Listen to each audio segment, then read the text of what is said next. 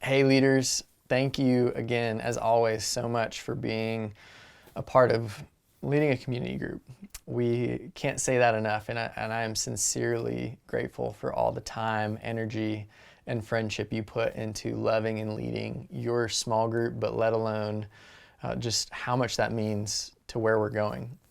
I've actually spoken with a few leaders this week, and I want to take a moment to highlight the reality that there's a good chance that sometimes we're going to run into a little bit of conflict, not with people being at odds, but maybe with people not being fully engaged or saying they want to be engaged yet never showing up. And I want to say this: it is not necessarily your job as the leader to chase someone down to participate, but rather I encourage you that in any circumstance where it feels like it's hard to connect, to begin with a posture of prayer and compassion.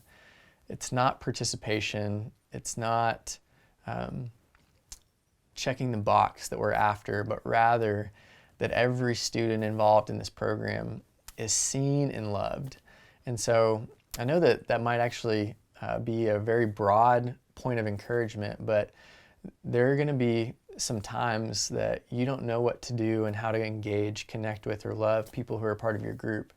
Not because it's hard, but maybe because they might feel distanced or isolated, or they don't know how to connect. And I want to encourage you that whatever it might be, as we look at Scripture, do all things in love. And with these circumstances, with your students, it may just be an individual email that says, "Hey, I've just noticed that you could use some encouragement, and I wanted to send you some encouragement." It might be, if appropriate, an opportunity to grab coffee or go to lunch. And it may be just a random text or message that says, "Hey, I just want to check in and see how you're doing."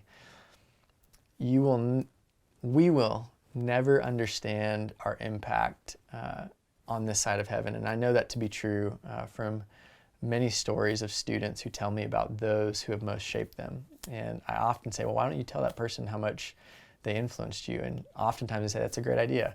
But it's not always front of brain. And so I say this: your love, your care, your concern for our students actually means more to them than you probably know right now. And it means the world to us. And so thank you for being involved in caring for, tending to, and meeting the needs of our students, especially in this crazy season.